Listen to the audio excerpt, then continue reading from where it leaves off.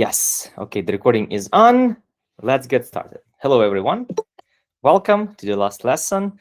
Today is very relaxing lesson. So we are not going to do any homework. We are not going to actually learn anything new. You are going to learn something new. But I'm going just to talk about job search process, about resume creation process, and how we do that, how we help people to do that.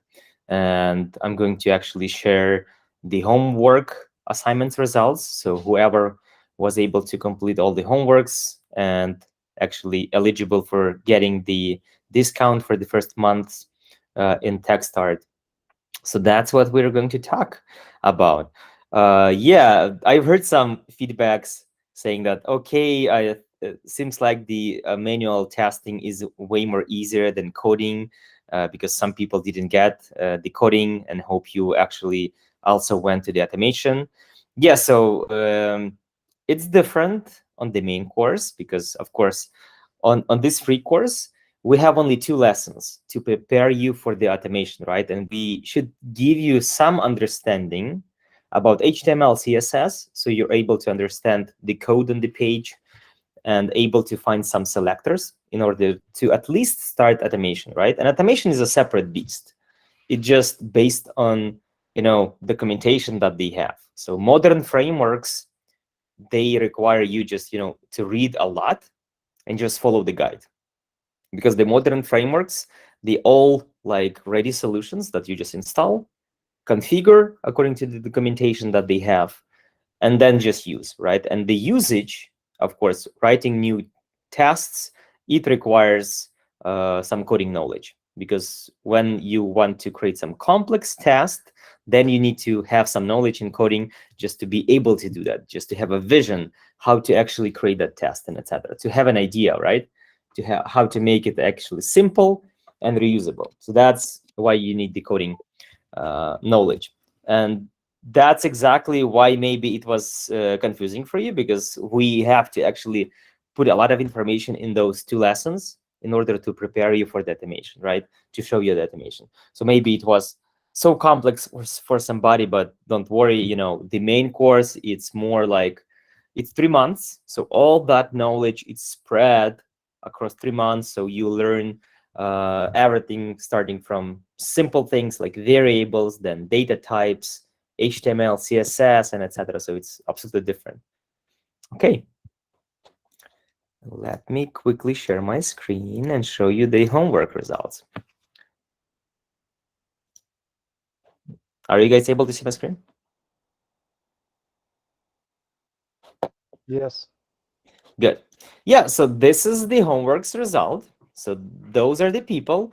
So one green block means that you have completed this specific homework, for example, right? So for example, Victoria, in this case, completed 2 JavaScript lessons, right? Maybe Victoria doesn't consider QA at all, and she wants to learn JavaScript only and then learn front-end development, for example. That may be the case. But Victoria then eligible for the discount and taking only JavaScript course. But for taking manual course and then taking automation, and automation has a prerequisite, which is manual as well. So automation has 2 prerequisites. It's manual course, manual QA course, and JavaScript course, because you should have both QA knowledge to be able to understand how to test and what to test, and properly use test design techniques to build your tests, to create tests, and etc. So you should be QA. In order to be test automation engineer, you should be QA first, plus the knowledge of coding languages. So automation has 2 prerequisites, QA and JavaScript. So that's why people who are considering taking the QA automation course, they actually have to complete 4 lessons. People who are considering, for example, I want to be front-end developer, right? I'm not interested in QA. So I'm going to take only JavaScript course and then go to front-end course, right? In that case, yes, I can complete only JavaScript. So it depends. I will talk to Victoria separately. Let me check if she's here. No, I don't see Victoria here. So for example, this is just an example that Victoria has. If you want guys to have a discount for our course, if you consider our course as the main course that you're going to take, then in order to get a big discount, 50% discount for the first month, you need to complete 4 homeworks. It's not like, it's not the requirement, because you can always, after this free course, you can always just stop and realize that, okay, this is not something that I want to do. QA is not for me, coding is not for me. Maybe I want to be a truck driver, right? And I will go and get the truck driver license and will be doing trucking, because this is not something that I like. So this is for somebody, the answer will be like this, right? So this is not, IT is not for me. And this is why we created this course, to let people understand without paying any money. So you just try. If this is not something that you like to do, don't go and pay money in advance, because some people, they end up with paying like $1,000 in advance for the entire course, because some schools, they actually require you to pay for the entire course. And then if you realize that this is not something you want to do in a month, nobody's going to give you money back. It's your decision. You can leave, you can continue. And those people, they usually continue because they paid money for the course, but they never success, right? Because they are not motivated, they don't like what they do, and they never actually go and find a job. They take the course, they graduate, but they never actually motivated enough to go and find a job. So they actually wasted time and money, right? Because they had to take the course and they wasted money. So that's why we created this free course, just to, for you to understand if, first of all, if this is something that you would like to do. And second thing that you can understand, if you like our course in particular, for example, and want to take the main course in our school, or you want to go in other school, because we recommend people to go to different schools to take free courses, free lessons in different schools, and meet teachers, meet other people, meet other students, and see where they feel more comfortable, right? Because it's all about, not always about the school. You can have a good school advertisement, see it on the Facebook, but then you just don't like teachers. You don't like the approach. You don't like the group, right? And etc. So that's why I suggest everybody just to take as many free courses as possible, just to take whatever they want to take, whether they like this course or another course, and etc.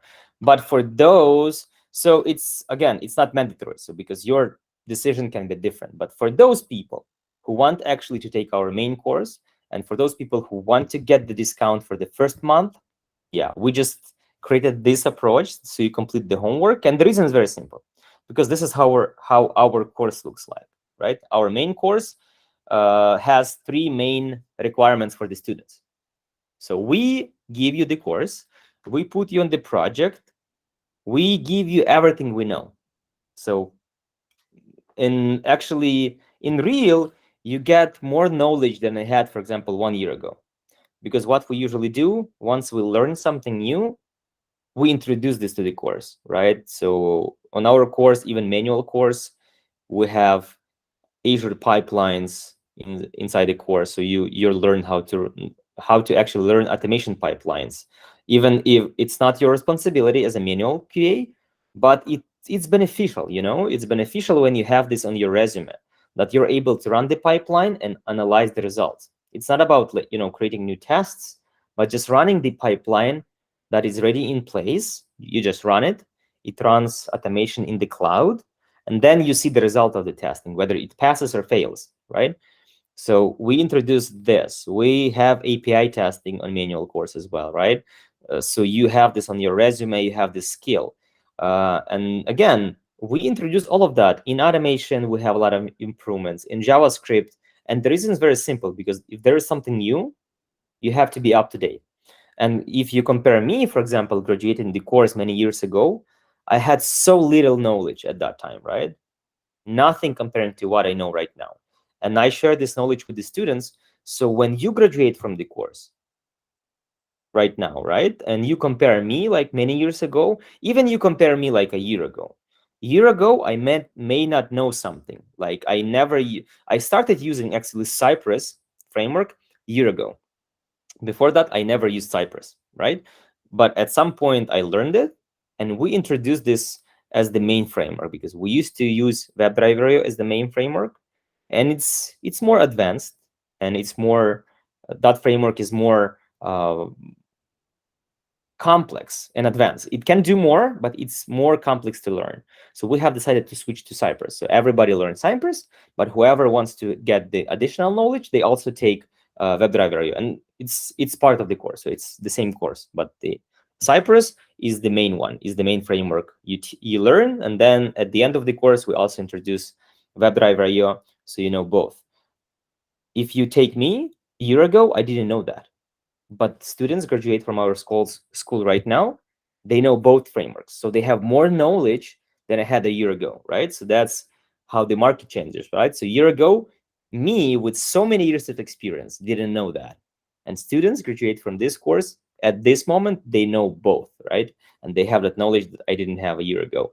And that's how it works. So what you need to understand, the knowledge you get is much more than some people had a year ago or even the previous course, right? Because every course has something new, some new technologies, new approaches. We see how to make it simple, how to actually do it better so you understand better, and etc. So that's how it works. Okay, so as you can see, guys, so whoever has four homeworks completed, those people will get a link to the bonus from me personally. It will be personal message, so nobody knows that link, only you, right? So yeah, I will send your personal messages. And I have a good news for everybody else. I actually have decided to give other people the discount as well. So whoever attended the course, I will give you a small discount, $100 discount for the first month, just to motivate you, not to join the course, but motivate you maybe to complete the homeworks. So because some people, obviously, Alexander, Alvaro, Sergey, right? You just need to complete 2 more homeworks and etc.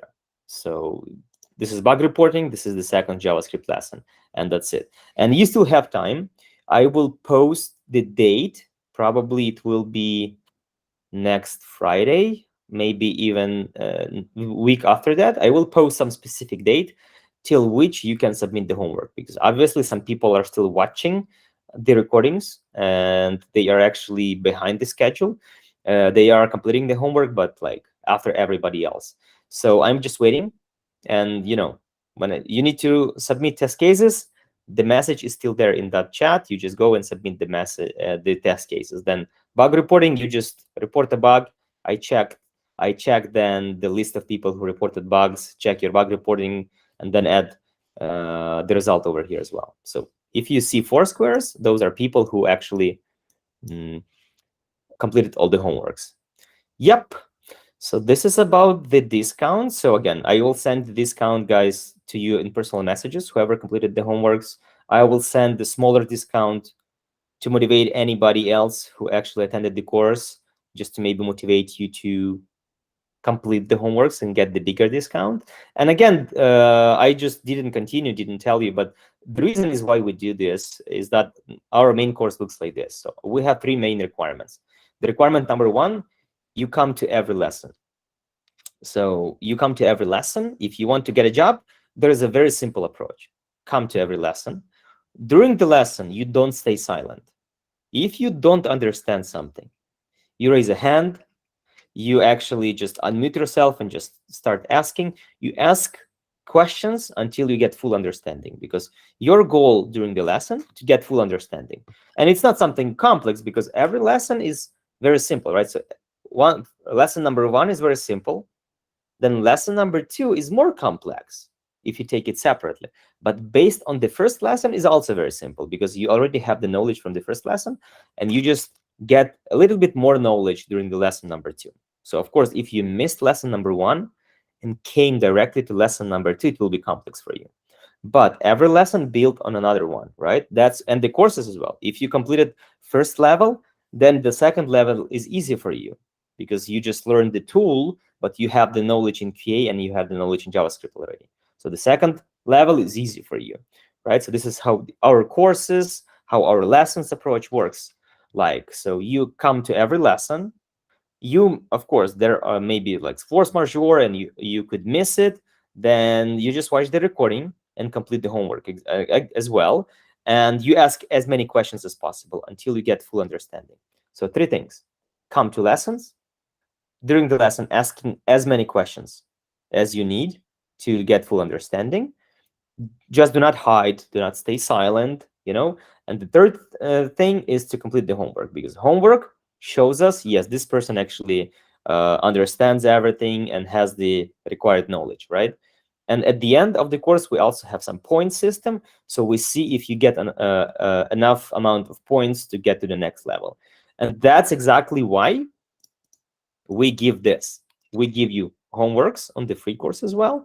If you complete them, you get a discount, and that means for us that this person is ready for the main course.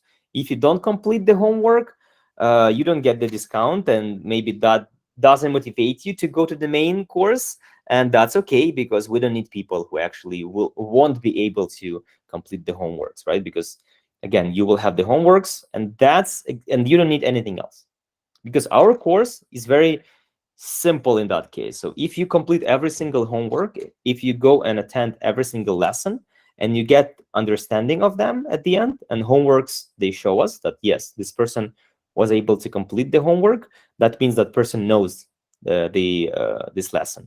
So at that case, we understand that you're ready, right? And you actually get the job 100%. Because I can tell you from my experience, I used to teach people since 2014, and I did different courses. I did courses, just free courses, just published on the YouTube.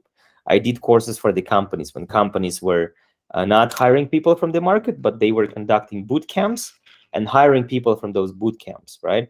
I was doing like courses in other schools, and I'm finally here at TechStart. So from my experience, I can tell you that the main problem is not people not able to find a job. The main problem is people not attending lessons. People are shy to ask a question. They think that this is a stupid question or something like that. People, they just don't complete the homework. That's the problem. And usually if you have a big course, I used to do courses like with 100 people, and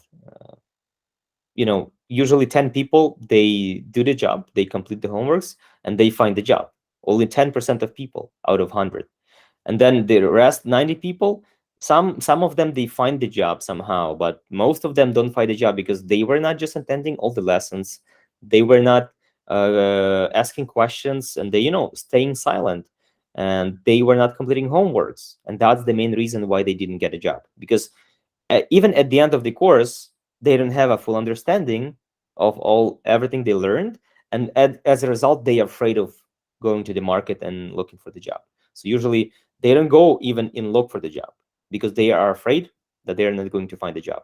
So that's why at TechStart we have decided to change this and just say we don't need 100 people, we just need 10 or maybe 20 people, the most motivated people who will complete the homework.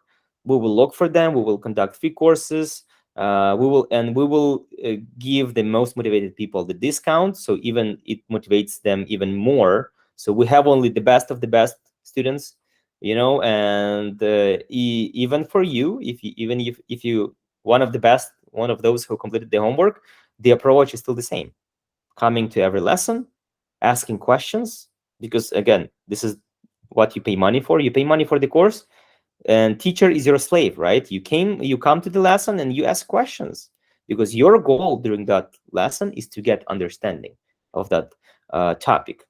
It is, if there is a topic variables, you have to ask questions until you get full understanding what the variable is and how it works.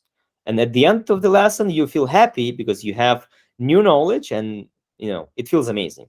I think you already felt that during this course, but it will be even more when you actually have a small topic, then you understand it fully, you complete the homework, you see that you can do something new, you can write a code, you can do something you never did before, you work on the project, right? You feel like you're already working in the industry. So it's very cool feeling when you have the new knowledge.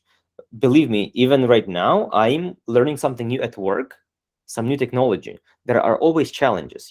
You look for another job, you join that company, and they have something new for you to learn.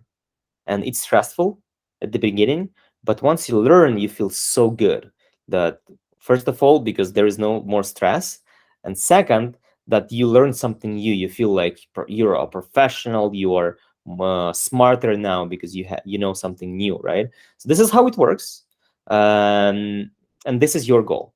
Your goal is not to have a lot of stress. Your goal to come to lesson, ask your teacher whenever you want, until you get full understanding, and then feel good after the lesson because you go and complete the homework and you feel that you're able to complete this.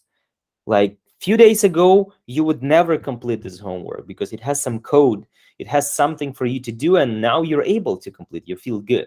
So, and our goal is for you to have those feelings, not to feel stressed, but feel good, right? After the lesson, so you have the new knowledge. Okay, so this is what will happen. Once I actually send you the link, you can use them, or other people, you will have a chance to complete all the homeworks by some specific date, and I will still send you the link then in personal messages, because the big link, the big discount goes in personal messages only. The regular discount will be just posted in the chat, and it's just one minus $100 for first month. It's nothing, but maybe it will motivate somebody to actually complete all the homeworks. What to do next? Actually, if you want to join the course, let me just quickly, it's about 1 minute. So it's very simple. So how to join the course? You go to pricing and you click one of those if you don't have any discount. If you have a discount, you actually follow the discount link.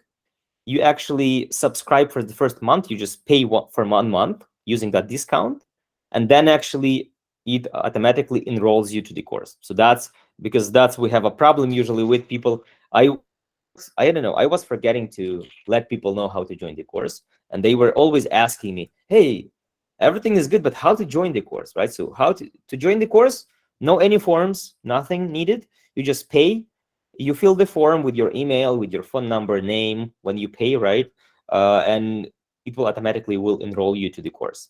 So, but for those people who have the discount, you don't have to do this. You use your discount link, whether the one that will be posted in the chat with a small discount, or the 50% discount for those who completed all the 4 homeworks. So that's how it works. This is how to join the course. Okay, now about the job search. And so I will tell you some cool things about the job search. Okay, so before I go to this, do you guys have any questions for me before I go to the job search topic? Any questions? Anything you want to ask? Jacob, go ahead. So what do you recommend to start which course, the platinum or the standard? I will recommend to start the standard and see, because the standard is like the main course you take.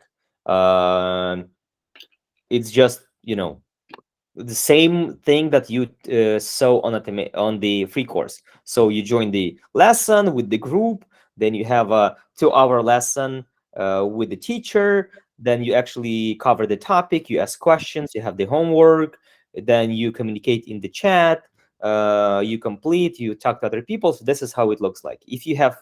But if you feel that this, you feel that, hey, I would love to even have more time with the teacher and maybe spend few more hours per month with the teacher, then actually it's the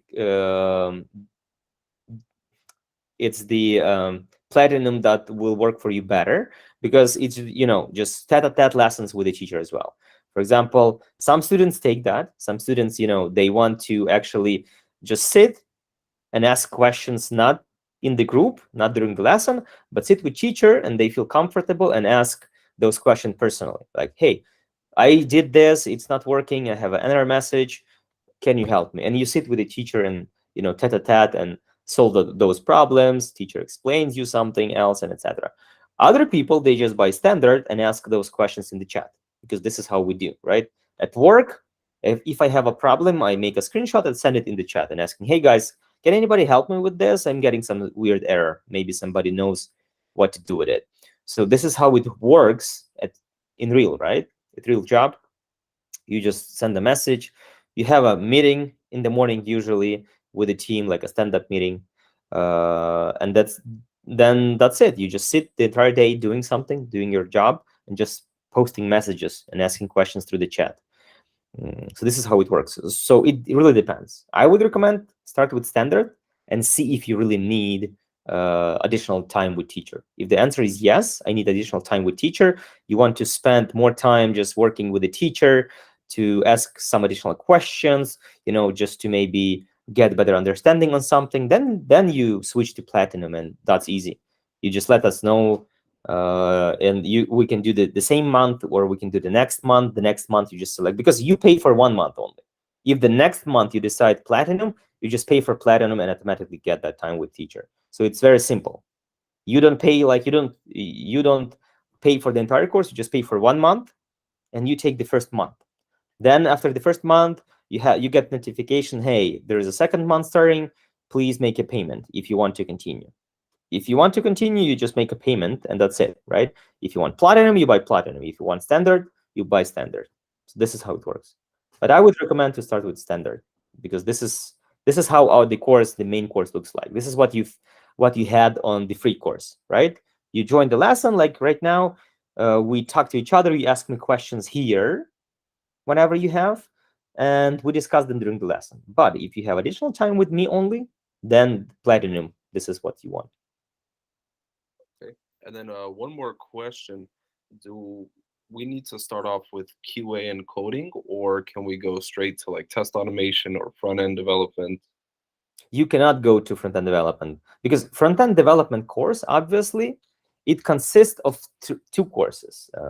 Tech start. Actually, JavaScript basics, and all courses over here, front-end. So front-end actually consists of two levels. This is front-end development. This course called front-end development, but it teaches the tool only. You learn the tool, right? Same that you had on automation course. If you attended automation lesson, you learned Cypress. Cypress is just the tool, but in order to work with that tool, you have to know some coding language, right? You have to know that. So that's why it's based on coding basics. If you go to any other school and you learn front end, it may be one course, but it will include coding basics and it will include front-end development, like one course for 6 months. In our case, we did differently. We actually split it into different levels. And the reason is very simple, because some people, they learn manual QA only, and we give them coding basics like just a gift. Just go and try. It's for free for you. Go and try. So usually people take manual course and coding basics in parallel, and this guy is free. You just take it for one price. You pay for 1 month subscription, and that's it. And you get two courses. So they learn coding basics, and by the end of the course, they realize that coding is easy. So then they decide, if they like coding more, they can go to front-end development, because they have this, right? They are able to learn front-end development as a tool, because front-end development frameworks are just the tools that we use, but they all require knowledge of the coding language syntax. Test automation, same story, but you need to have also manual QA knowledge. You have to have general QA knowledge to be automation QA, because you need to know how to test, not only how to code, but how to test. So that's why it has two prerequisites, 1 and 2. So that's why we split. But if you, in other schools, it may be one automation course. They tell you, hey, we have automation course, right, for you. It's 6 months, but it will be the same thing. You will learn coding basics, you will learn QA, and then you will start learning the framework at some point, right? Because it just will be the same course. We just split that into different courses to give you more flexibility. But obviously, this is one single course. You can treat it as a single course. But in our school, you just have a flexibility to learn coding basics and go to test automation, or to learn coding basics and then go to front-end development, right? And then same thing, same story here. If you, for example, learn Java for mobile development, it will probably take for you maybe like 8-9 months to learn that, because you will have to learn Java, you will have to learn the framework, and etc. Right?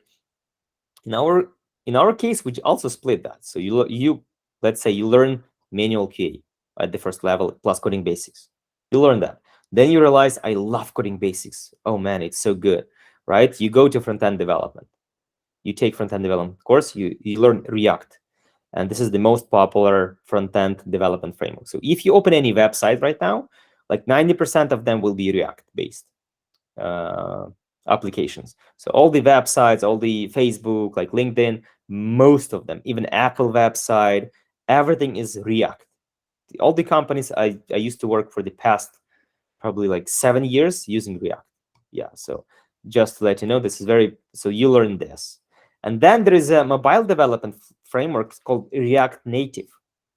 And it's absolutely the same as React, but it's used for the mobile development. And the advantage is it's not only iOS and it's not Android only. It actually creates the application that's general. It actually compiles two versions, Android version and iOS version. So the companies are also switching to this right now because they used to have two different teams, one team for iOS, for example, and the second team for Android, right? And it's like twice more expenses. You have to have same people or different people do the same thing into different applications, right? And pay like twice more money for that, for two applications. With React Native, you actually build one application with one set of developers, and it automatically creates two versions of the application for Android and iOS. And you learn this again after the front-end development. You have everything you need for this, right? So this is how it looks like. That's why we broke it down to such level structure. So it would be best to go to front end development rather than to test automation. No, personally, I would recommend to go test automation. It's easier. Okay. So if you can take, for example, Sergey started with test automation. So he learned manual QA, but I mean, like, he never looked for the job in manual. He actually went directly to test automation. He actually started his career as test automation many years ago, and then he switched in 8 months to front-end development. And since that time, he works as a front-end developer. So switching from automation is easier. So you learn automation, then you look for the job in a test automation, then you work there for 8 months, 12 months, and then switch to front-end development. That's because for front-end development, you already have the knowledge, right? Coding basics, you already have the experience with working with the tools and etc. And you just have a little effort to learn front-end development for 3 months, and that's it. And then you're ready to go and find a job in front-end development. Because if you learn it from here, from scratch, front-end development, it's way harder to find a job. It's possible. We have students who actually did that, but it's harder. They actually have to go through a lot of rounds of interviews. Sometimes they ask so weird questions. So we have to actually sit together and find the answers, and then actually make sure that they have an answer for this question. They go to the next interview. They answer this question, but the other people ask some other weird questions. And, they had to go through several rounds of interviews until they get full understanding of what they need from them, and they got the job. But in automation, it's easier. So if you take the easiest path is manual QA. It's the easiest path.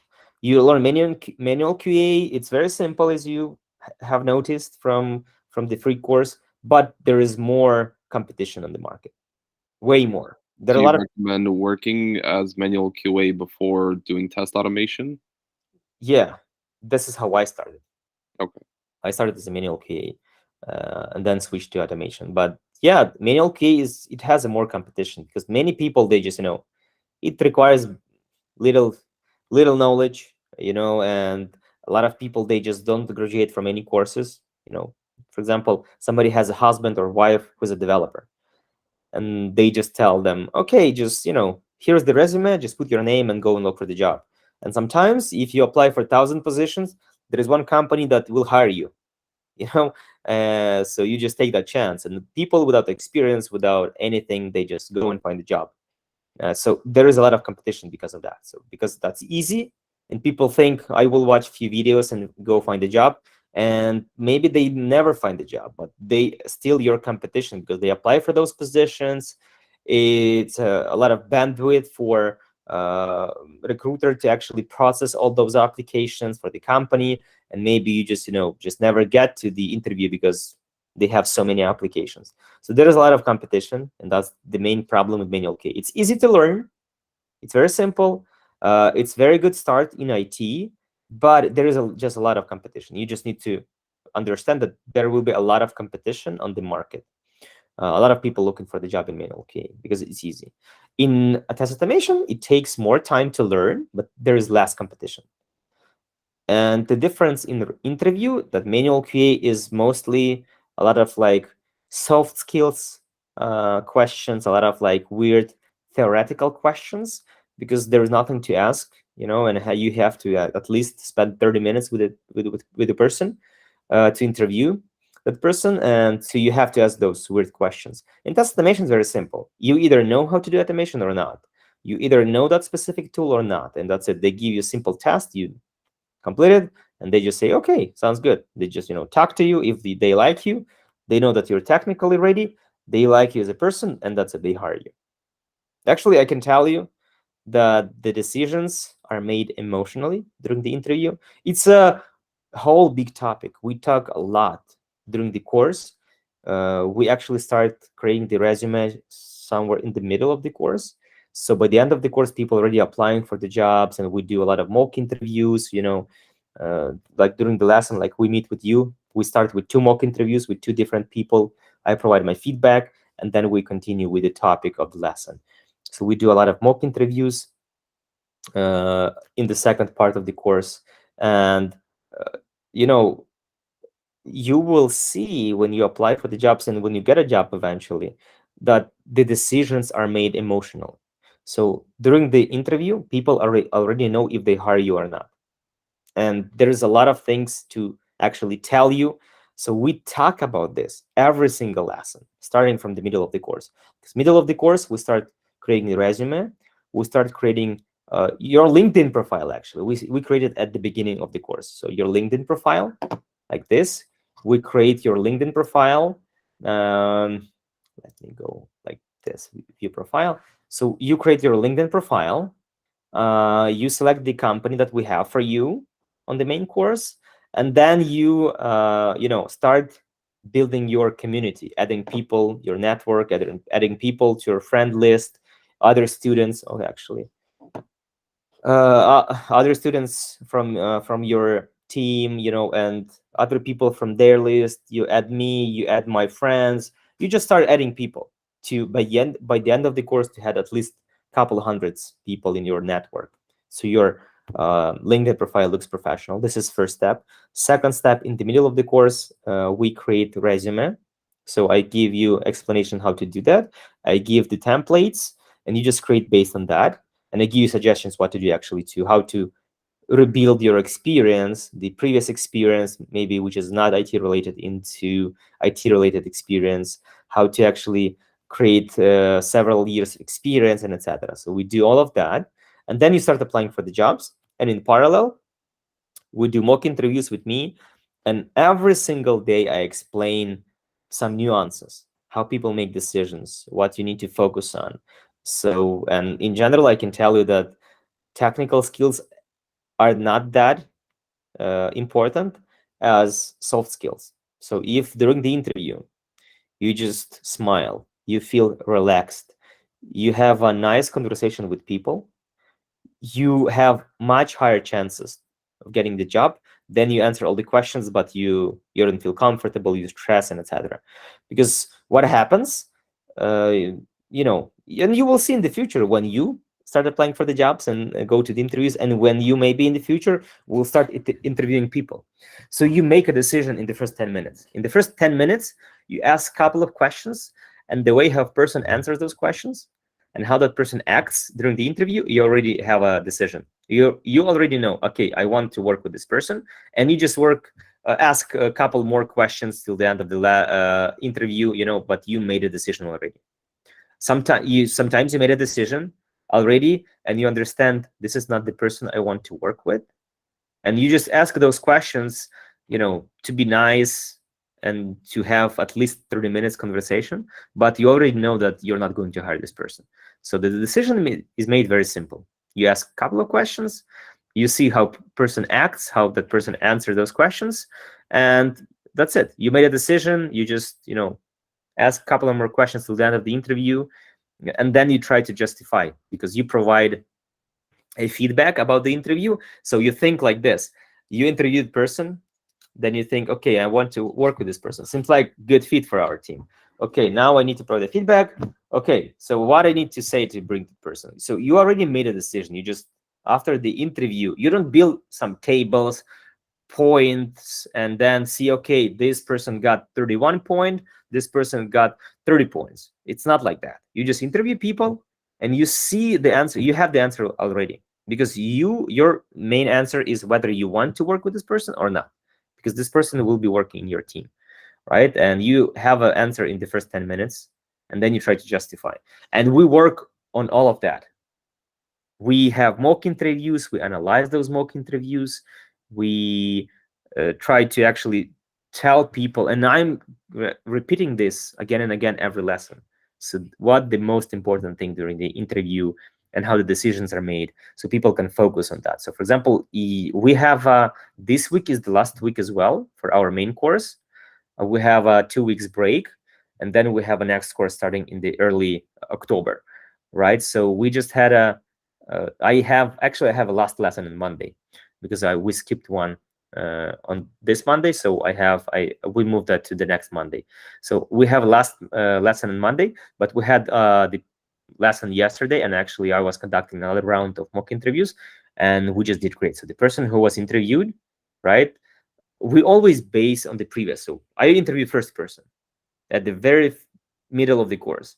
Then it goes not so well, but we analyze what went not so well. So the next person who will be taking the mock interview, next lesson, has to actually base on that feedback and be better than that person who was on the first mock interview. Then we do better, then you would do better. So yesterday I had a mock interview with one of the students, and she did just great. And the only thing that she did, she was smiling, she was relaxed. And what I tell them, guys, if you go to the interview, if you want to get a job, don't expect the job offer, which sounds weird, right? But don't expect the job offer from the interview. Because if you go and expect the job offer, you focus on this specific job. You think, okay, I'm going to the interview. You focus on this specific job. You forget to apply for any other jobs because you fully focus on this job.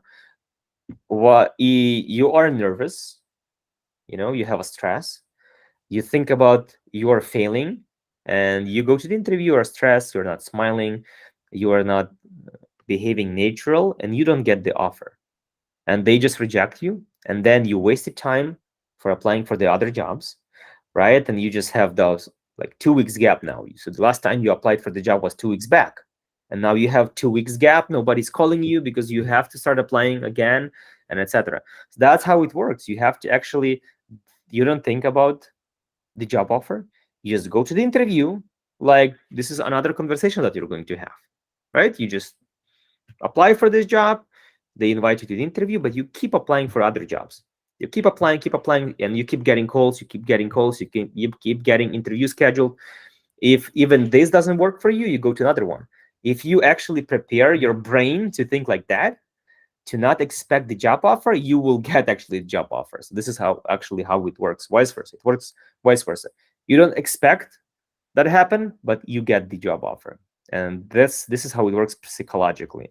And the reason is very simple. Because professionals, when you are professional and you have a job, for example, like me, I have a job. If I decide to look for another job, I feel comfortable. I know that I have a job. If I go to the interview, I got rejected, nothing happens, right?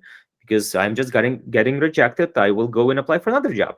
But I'm still having my job, I work in the industry, I'm getting experience, nothing to worry about. So I never expect the job offer from the interview. I just go to the interview, talk to people, having nice conversation, like I met people online, on Facebook, whatever.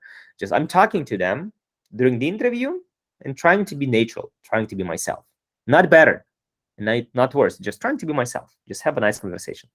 So I am relaxed because I don't expect the job offer from this interview.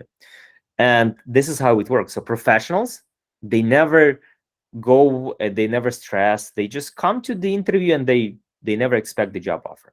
So, and this is how it works. So you always hire people who are feel comfortable during the interview. Just you have nice conversation with them, and this is how it works. So in order to get a job, you have to prepare your brain to think that you don't want this job offer. You are okay. If you're not getting it, you are okay. So if you feel like that, you go to the interview. You never like stressed because you never afraid of failing, afraid of being rejected, right? When I was looking for my first job, I got rejected 10 times. And I was not as smart as I am right now. I was expecting job offers. I was stressed. I was nerving during every interview, and it was actually working against me. So I failed 10 times, and I got my job offer from the 11th one, actually 11th and 12th, because I got two offers. And what happened to me, I just used to it. I just used to getting rejected. This is one way. You go and fail many times. It may be 10 times as was for me, but for somebody it can maybe 20 times, because they will be still stressed at the 11th interview, right? But for somebody will be 5 interview and they will get used to. So you either go and fail and used to the fact that you go to another interview and you fail, because at some point you start thinking, oh, I'm gonna fail, so doesn't matter. I'll just go to this interview. I failed 10 times. If I fail 11th time, nothing happens, right? So you go and you get the job offer because you felt relaxed. You never expected that job offer, so you felt relaxed and you got the job offer because you answered the questions correctly. You were nice. You were smiling. Talking to people, having nice conversation, friendly conversation, and that's it. That's what you get the job offer. How you get the job offer? Because you look professional. Professionals never worry about the job offer because they know they have a job. They are professionals. If this company rejects them, they will eventually find another job for sure. For sure. If you are professional, you have experience, you always get a job. There is no question that you don't get a job. So that's how it works. And you have to start thinking that you don't expect the job offer. And that's it. If you do that, you go and get the job offer. So that's what we teach people. It takes time. I keep saying this every single lesson, and sometimes I feel that people just don't understand that still, some people. And so I keep telling this every single lesson. And yeah, we just do the mock interviews to make sure that people get that understanding. So let me actually show you QA tester, maybe manual QA tester, just to see how many jobs. I usually look in the United States. Why? The reason is very simple, because there are so many jobs remote right now. Some companies, they are trying to return to the office, like Apple, Facebook, Google, like big companies.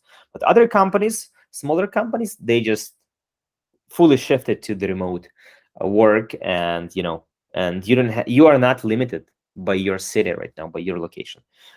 2 years ago, before COVID, it was horrible, because if you live in a small city, that's it. You have 5 positions, you applied for them, 2 of them are dead, 3 of them invited you, you went, you failed, and that's it. And failed doesn't mean that you failed because you were bad. It means that there was somebody else in your city who was better than you, right? Sometimes. And they just hired those people, and that's it. You don't have other positions. You just wait. You just wait for the next position to appear. Or you move to another area. You apply for positions in other area. What happened to me, I moved to Bay Area, to Silicon Valley, when I got offer from Apple, and I moved to Bay Area and used to live there for a year. Yeah, so this is how it works. Right now, it's different. A lot of remote positions. So you look for jobs. You have to go to jobs. Jobs. Then you search for manual key tester, for example, manual key tester. Manual key tester, and I select only United States. I don't select, because I apply for, and this is what I do as well. I apply for positions. I used to work for the company in New York. Now I got the new job like a few months ago. It's in Orange County, but it's also remote. So I'm working from my bedroom, right? My bedroom is my office for the past almost 3 years, right? Since the COVID started, my bedroom is my office, and it is good. You just wake up, you brush your teeth, and then you make a coffee, and that's it. You're at work. You don't spend time driving back home. Whenever you need to spend 30 minutes, you need to go to the school and pick up your daughter or son from the school. You just tell people in the chat, hey, I will be missing for the next 30 minutes, and you just leave, go, you have a lunch, you just went to the kitchen, had a lunch, get back. It's very cool. Remote job is awesome. So that's why, as you can see, United States have right now 4,680 jobs. Some of them will actually tell you that they require automation. So not all of them are manual. Not all of them are alive. So of course, I usually date posted. You can select past week at least, right? So it will be past week is the most live jobs. And 1 week, 1,000 jobs, more than 1,000 jobs, 1 week. You won't be able to apply for so many jobs. So you apply for as many jobs as possible. I know people, my students, they were applying sometimes for 900 jobs per week. It's crazy. It's like full-time job, but they did that, 900 jobs. And of course, they found the job very quickly. But I mean, like 1 week is more than 1,000 jobs. That's first thing that you need to understand. You just need to find one of them. That's 1 week. After 1 week, it will be another 1,000 jobs on the market. After another week, it will be another 1,000 jobs. So you just keep applying, and you need just one of them. So your chance to find a job is very high. But remember, in manual, there is a lot of competition. So automation is easier, of course. So let's move to test. Let's see Cypress automation. So what the Cypress will give us? Hey, come on. Cypress. Only 160 results, right? But we will try WebDriver. Maybe I'll test automation. Oh, JavaScript, test automation.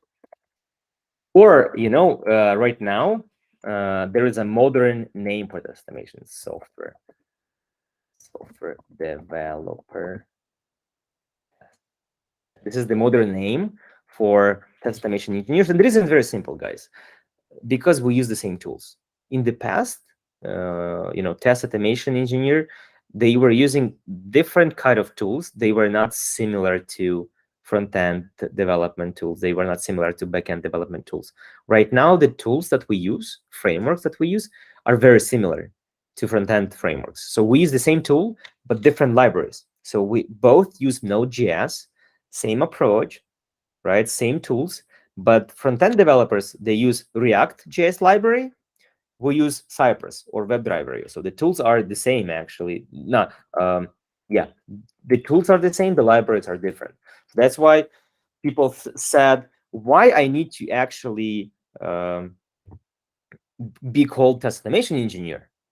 I want to be software developer because I do the same job, but my application, my code opens the browser and tests something, but my code is the same. It's the same Node.js platform, Node.js project. I just use different library, right? That's why test automation engineers, at some point, they just, wanted to be called software developers in test, and that's why you will see as that or software development in test right now. Same thing, as you can see, there are 14,000 results. Not all of them will be JavaScript, so you will just need to filter that out. Again, let's say, past week. This is only past week. Past week.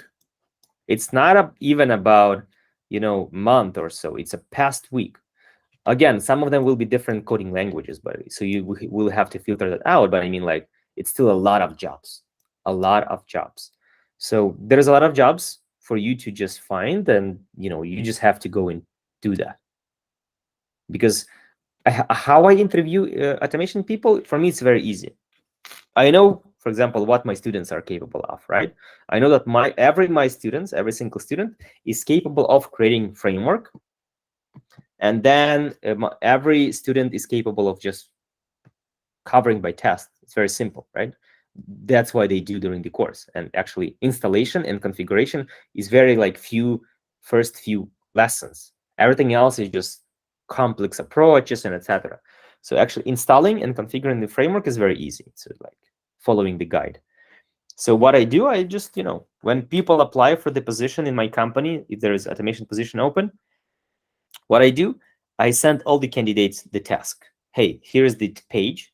It's like, landing page, home page of some website, and tell them, you create a framework and cover this page by tests. And then send me your code, maybe on GitHub or where you want, and provide me the guide how to run it. And that's it, which is very simple for the people who know what to do, right? So, and out of 100 candidates, maybe like 5 or 10 complete the task. And that's it. I just check the code that they sent, run it, see who has the cleanest code. That's one big plus for me. And then I interview those people. And then I just easily make a decision, because what I know already who completed the task. So I know those people, those are the people who will be able to do the job. And that's what they will need to do, actually, because if we don't have automation and I hire a person for the new project, that's the first task that they will need to do. They will have to actually create the framework and start covering that by tests, starting from the homepage. So that's exactly what they will need to do. So I already know the answer, whether they're capable of doing the job or not. And then I just make sure whom I like the most in terms of what I like the most in automation, because automation people are QA people. So their code, their resume should be as clean as possible, because my belief, you cannot call yourself a good QA and look for the problems in somebody else's code when you cannot find the problems in your resume. When your resume has different formatting, one sentence starts here, other sentence have different spacing, right, and etc.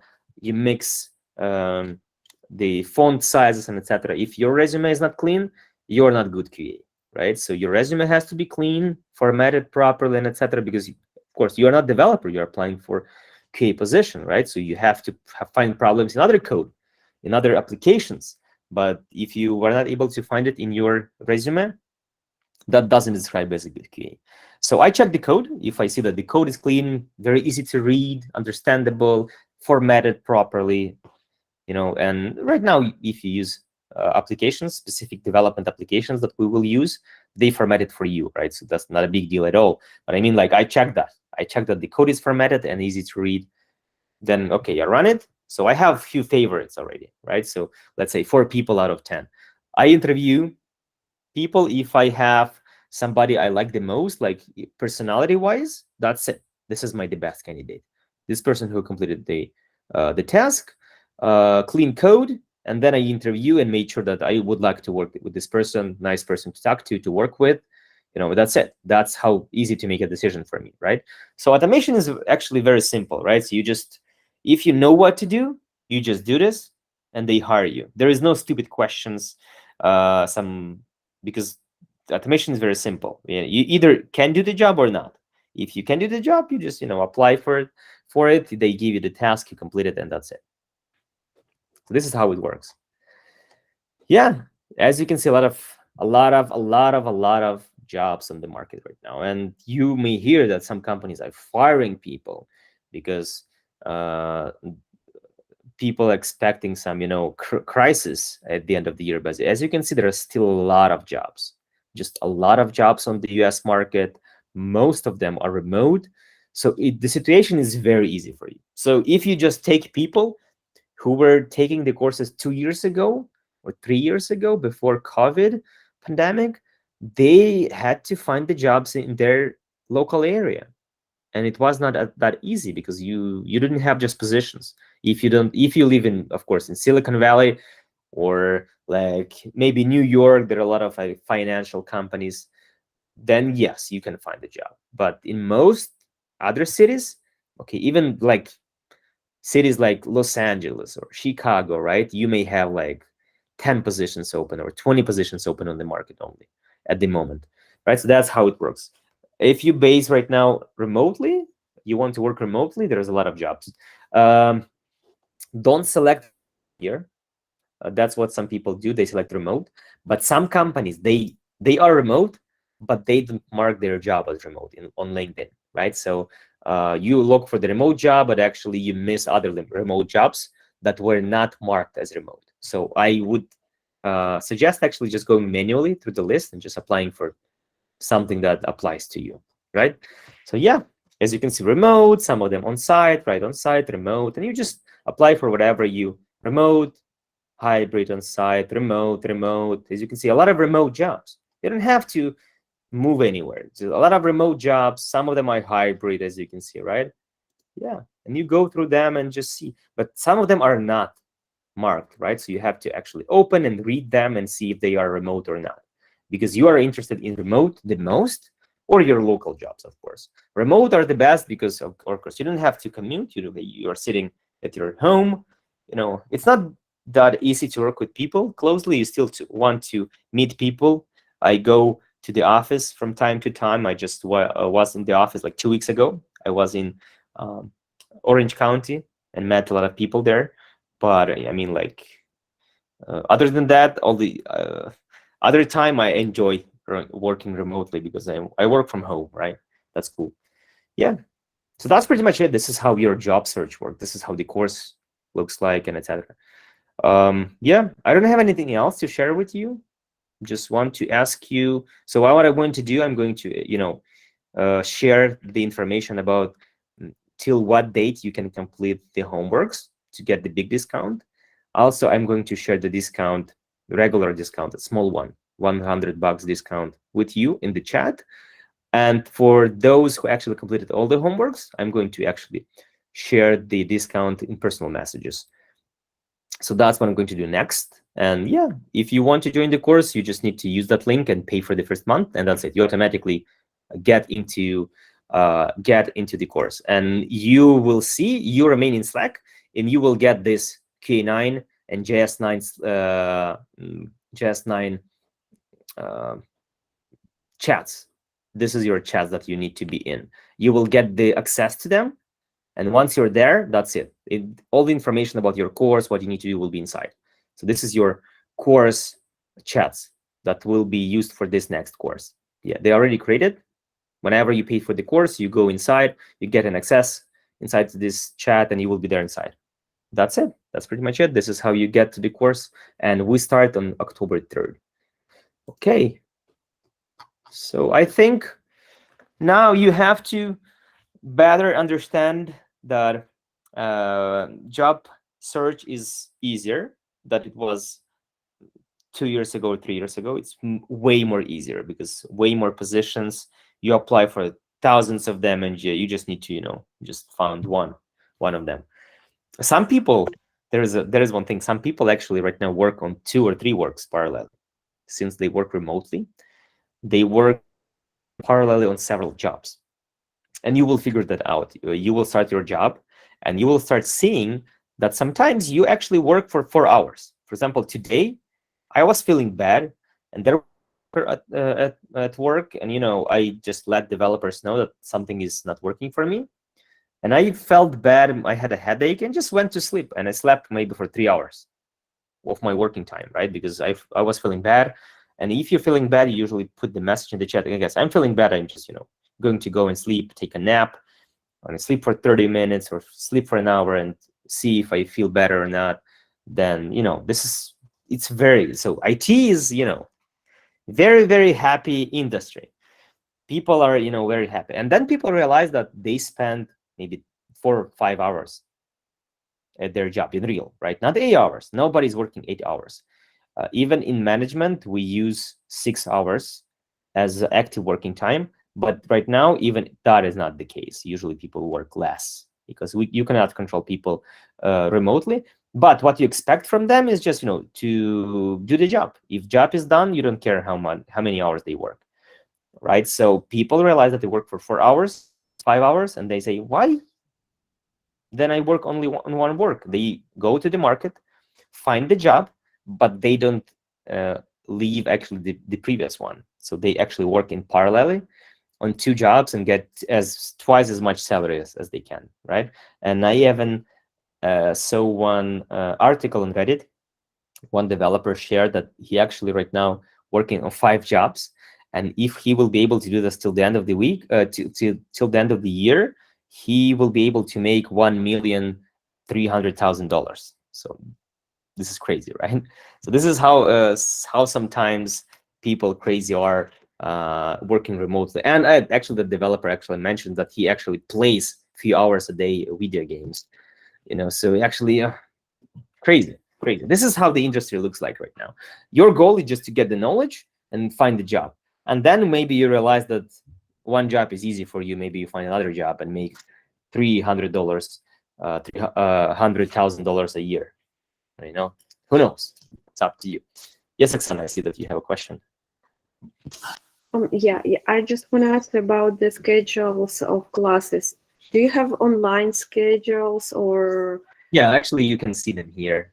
So usually what we have is Mondays and Wednesdays. So first level is four lessons.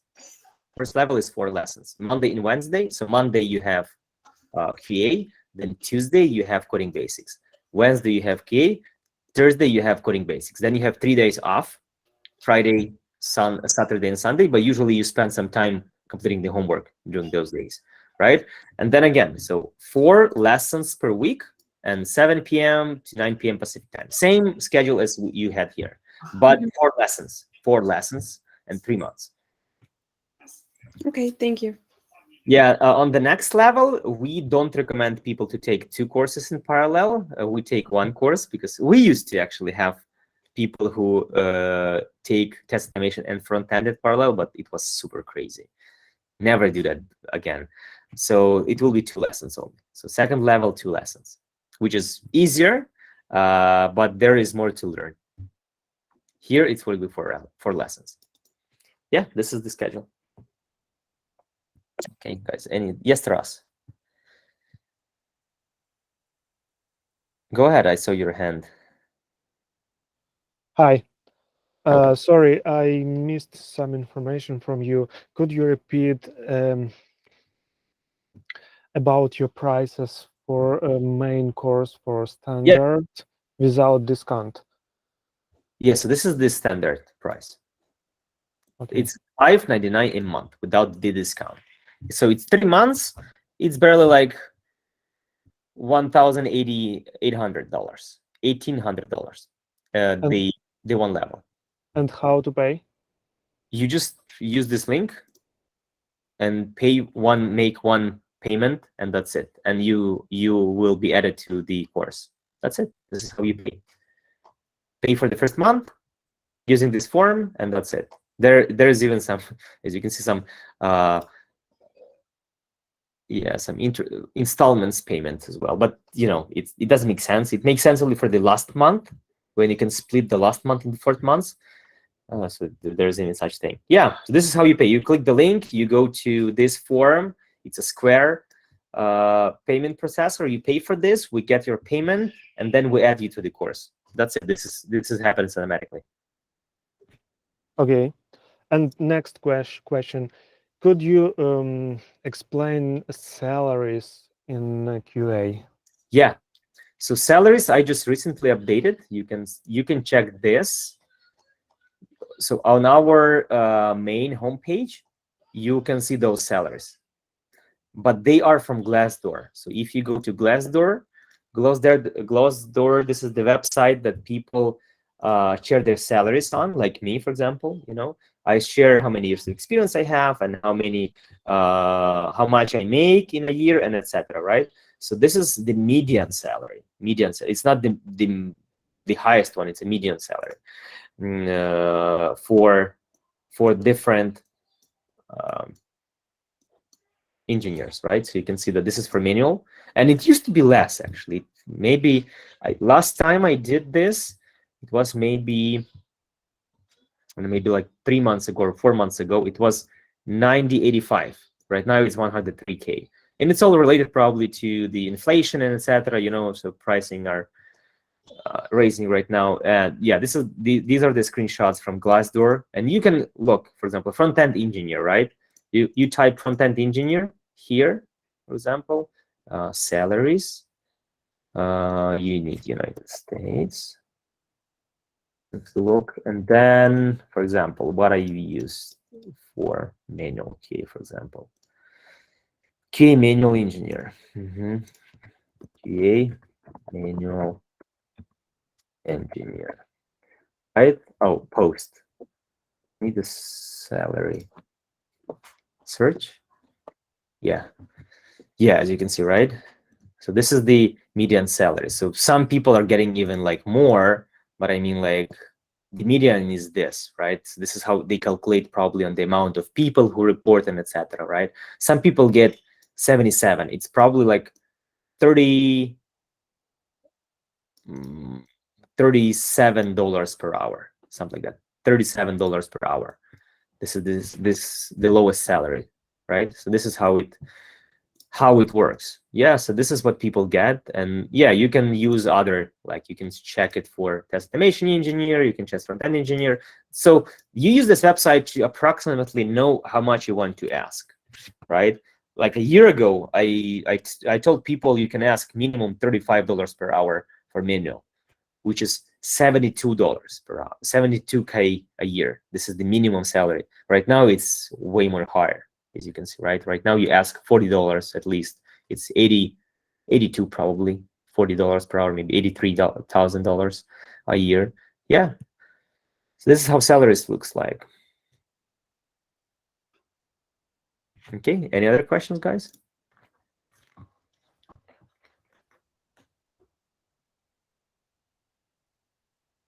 Okay, then okay.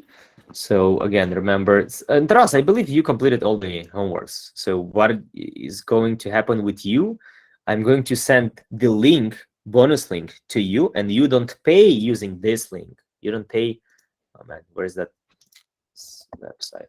You don't pay using this link. You pay using that bonus link, because bonus link will have a discount. It will be $2.99, right? 50% off. Oh man, I lost my thing. It will be 50% off for the first month. So use that link. That's how you save. You don't have to pay using this link. Okay. And should we pay for 3 months? 1 month. For a month. Okay. Yeah, you pay for 1 month. Then after 1 month, we remind you, hey, we start the second month next week. So please make a payment for the second month if you're going to continue. If you continue, you just pay for the month. Maybe you want to leave, right? Who knows? So that's why. Yeah, so that's how flexible it is. Okay. Any other questions? Yes, go ahead. Hey, how you doing? Okay, I have a question. Like, are you guys do some like at the end of the course, like certificates or a recommendation for employer or something? Good question, actually. It's a very good question. So there are a few things that you need to know about the job search. First of all, certificates. We give you certificate only if you ask. We have them, but we usually don't give them to people because they don't need certificates, right? Nobody is asking certificate. But if you want us to give you certificate, we will give you. Then recommendations. Usually there are 2 types of things that your employer will require from you. First is references, right? So during the interview process, so first of all, let's start with the resume. So your resume. One misconception about resume. A lot of people think about resume as curriculum vitae. When you describe your life, your all the previous jobs, even not related to IT and etc. It's not like that. There is no picture. There is no photo in the resume. It has only your name, your contact information, and then the rest of the thing is your advertisement. So your resume is like a flyer, like advertisement, right? So imagine the case when you open the restaurant. You never say in your resume that when you actually advertise your restaurant, you never say a regular restaurant, right? You always say the best restaurant in this city, the best Mexican restaurant or Chinese restaurant in this city, right? That's how you advertise your restaurant. Resume is the same thing. Your resume should describe you as the best candidate for this company. So this is how resume looks like. So what we do for that, there are several sections. You describe yourself as a personality in summary. Then you describe your technical skills, whatever you will learn during the course. You will have some technical skills you get. And then you describe your previous experience. One of the experience will be our company that will provide you. We have a list of the companies that we have, and we will give you that company. You will use it, and you will say in the resume that you worked for us like for 3 years. That's the minimum thing that you need to do. One of those companies and your experience 3 years working in this company. And during the interview process, usually recruiters or managers, they ask for the references from your previous employers, some people who worked with you maybe at the current employer, but that person left and that person used to manage you or lead you.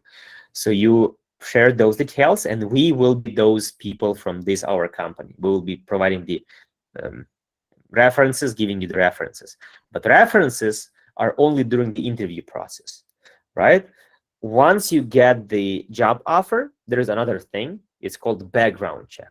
In background check, you forget about your resume, you forget about your whatever you have in your experience, whatever you learned in the course. You mentioned your real jobs, right? If you worked as a tile installer or Uber driver, you mentioned that in the background check. You need to pass it, and then you pass it, and that's it. You go and get the job. So this is the process. This is how it works. So again, resume, when we will be creating it, you will need to understand one thing about the resume. It's your advertisement. It's not curriculum vitae.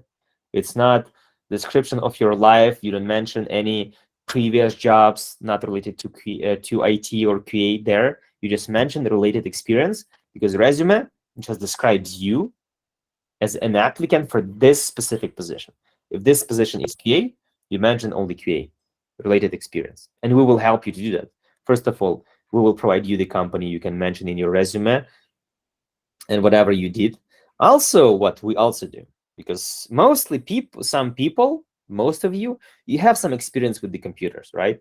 For example, one of my students working in Kaiser pharmacy, right, with computer. Another student working in solar panels installation, and then they use software to test it, right? So I say, hey, you use a software in your pharmacy, right? That software that you use, right? Specific one. Yeah, let's describe your job like you're testing, like you're not the person using it, but you're a person testing it in your software development department. For that person who installing solar panels, I'm saying, oh, you use that software. And you're making tests, right? You're doing tests. You test that works. Yeah, let's actually say that you were testing the hardware there, right? So we redo your previous experience into like IT experience, right? So you look not like solar panel installer, or you don't look like a pharmacy worker. You look like software tester who tested that application you used to work with. And why we use that approach? Because you know that application good.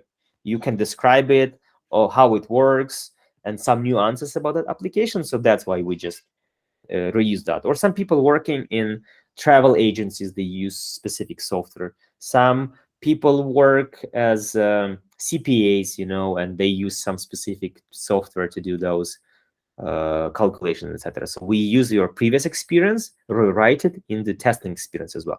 So you can potentially get like 5 years of experience in your resume. So this is about resume. But again, remember, this is not something that should be true. This is your advertisement. Resume is your advertisement. This is one thing that you will need to understand during the course, and we will create that resume. Second thing, when you go to the interviews, they will ask for the references. We will give you the references from our company that we will mention on your resume. And background check, then you just mentioned the real truth. Background check is when you got the offer, because how it happens, you pass the interviews, they give you the offer, but then they tell you if they hire you actually as a full-time employee. If they hire you as a contract, probably you will skip that process. But if they hire you as a full-time employee with all the benefits, the next step after the job offer is the background check. And background check is done by third-party company. The third-party company, collects the information from you give, and they check your employers. Those should be real people. They sometimes ask you for the pay stubs, right? For the tax documentation, so to prove that you really work at those companies. So that's why you mention only the truth there, no matter what, because nobody's going to see it. HRs, your future managers, they don't see that. They just see that background check came from the third-party company, it passed. And the most important information there is no criminal, and etc. No problems with police and drugs and etc. Something like that. Leave your address history or your job history is not something that people see. I never, for example, I'm hiring people, but I never saw anybody's background check, right? Never. And I was hiring my students as well, right? My own students. I used to work with many of my students in the past, and even some of the teachers. I used to work with Stan at Apple. I used to work with Sergey at Aluma. So that's why actually we have met, right? And right now we are teaching people here. So yeah, this is how the process looks like. So yes, we give you everything you need. Don't worry about that.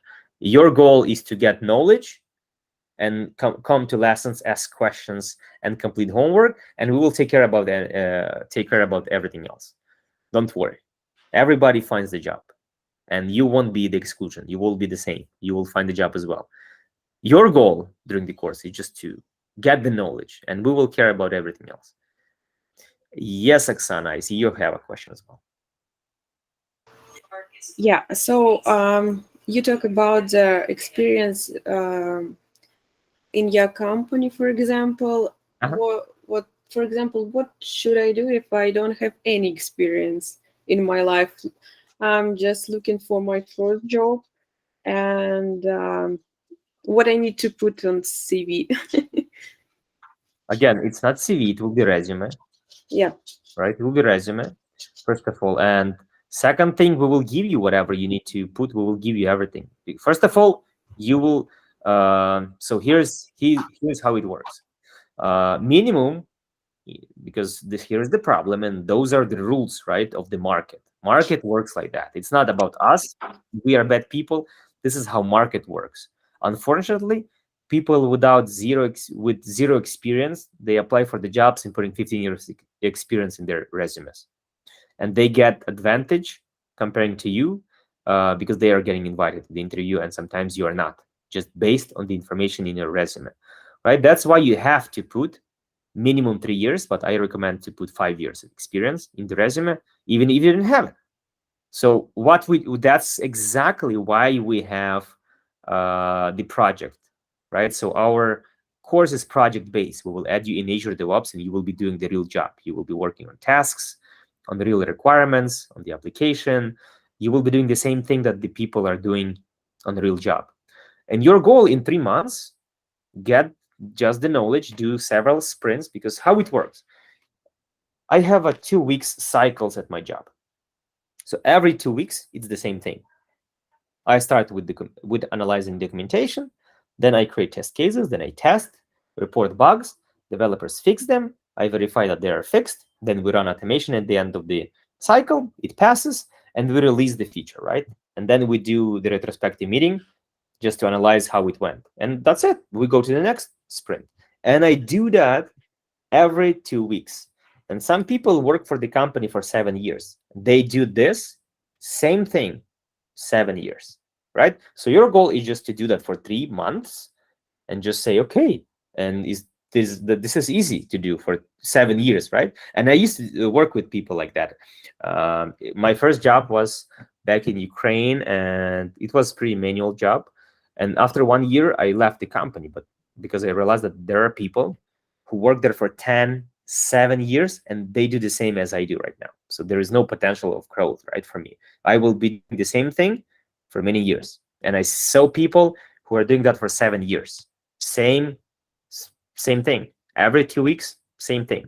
Documentation, test cases, bugs, fixes, and retrospective meeting, and all over again, right? So this is how it works. So what we do, you join the project, you work on a project for 3 months, you learn all the stuff, obviously, as well, but in like project environment, just based on real stuff, and you know what to do exactly. So the reason is you feel comfortable during the interview because you describe your real experience. You just tell people that you worked there not 3 months, but 3 years. But it will be the same story for everybody else. If person like you working in the company right now and doing manual job, so they do the same as you do, but they do that for 5 years, you do this for 3 months, right? So this is the same thing. And that's more than enough time to just get used to it. Because if you join the company, maybe the first month will be some learning stuff, but like in 3 months you will be just the same as the other people in the company doing the same job. So that's your goal. You learn on the project for 3 months, so you understand how it works, how you cooperate with other people, what you exactly do, how all the processes looks like. You know what to do exactly, what your work looks like. We complete several sprints, and that's it. You do this job for many years then. So during the interview, you just say that you did this for several years, right? So what we usually do, we put one company, our company, we describe whatever you did, like for 3 years. Then we redo your previous job, previous experience into QA-like experience for 2 more years, and you have like 5 years of experience in your resume. Yeah, this is how it looks like. So when you apply as a person with 5 years of experience. 3 is a minimum, and usually people who are afraid of putting 5, they put 3. But guys, this is not about you. You shouldn't feel bad about that at all, because this is how market works. It's not about you putting 5 years, which is not fair or something like that. The market is not being fair, because if you put less, you will just not go to the interview. They will just reject you based on that. And sometimes the company has some policies. Sometimes there's recruiters that want to spend time on you. That's how it works. Unfortunately, it's all about market, how market works, because those are specific people, specific recruiters that will reject people just based on that. And that's why you see a lot of people asking questions in different groups. Hey, how I can find a job? I don't have an experience. I just graduated from the courses. I don't know why those courses didn't explain this to those people, those students, but this is how it works. You put this information in your resume, and we do this in the middle of the course because we want you to create a resume and start applying for the jobs, so we can control this process, so we can give you the feedbacks, right? People applying for jobs, getting the interviews. Right now, they're coming back to me saying, oh, I had the interview, everything went well. The next interview will be with the manager, right? And etc. So I have a feedback. I can suggest something to them. So that's why we do this in the middle of the course. We prepare your resume, as I described, like 5 years of experience. Then you start applying, and we start doing mock interviews. And in parallel, you start getting real interviews, right? And going to them, and you get the job, right? And then whenever they ask for the references, we provide the references. If you do the background check after you get the job offer, you just mention the real information. And again, I used to work, when I came to the United States, I didn't have documents for 8 months. So I used to work, as a tile installer, as a siding installer. And I mentioned that when I applied at the job at Apple, I mentioned that. Even when I was applying at my current job, since it was less than 5 years ago, I had to mention the job as well. So that's not a problem. So just let you know, if you mention your real job, it's not a problem in background check. Because first of all, background check, nobody sees it from the company. Second thing, if you have a truth information, nobody cares, because they already hired you. They already checked that you have the knowledge, and you are the person they would like to work with. So nobody cares what you have in the background check. You just need to pass it, right? So lying, it works against you, because you won't pass background check. If you pass it with any job, so that's why it should be real information, and that's how it works. Resume, interview, references, offer, and then after offer, background check, and in background check, you mentioned real information. That's it. This is how it works. Very simple process. You just need to follow it. And Thank you. Yeah. That's it. Any other questions?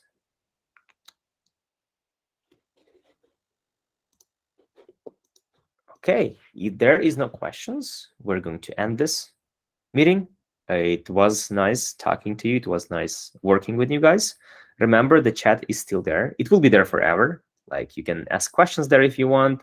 You can ask me personal questions, and yeah, I will just be going right now to the chat and publishing the information about the last day that you can submit the homework, publishing the small discount for the free course group, and sending you a big discount for those who actually completed the homeworks, all 4. Yeah, and that's my plan. And your plan is, get a job finally.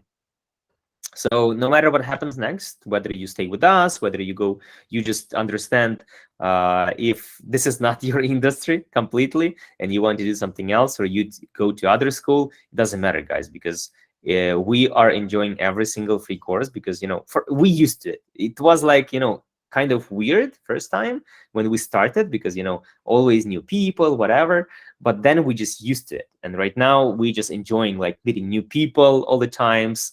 Every single free course, there are different people. Some of them are more motivated.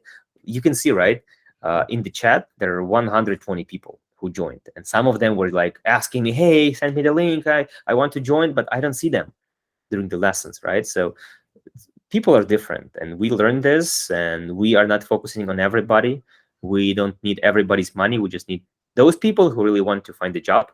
We will give those people all they need, and that's it. And we will focus on those small groups of people that really want to get a job. For us, it's better because we have a very high success rate. Yeah, so this is how it works, and it was nice working with you, nice talking to you. Maybe with some of you I'm talking for the last time, with some of you I'm talking not the last time, but anyways, it was nice talking to you, working with you, and yeah, good luck to all of you. I wish you to find your dream job and, you know, be successful. So bye-bye. Thank you so much. I appreciate it. Thank you, guys.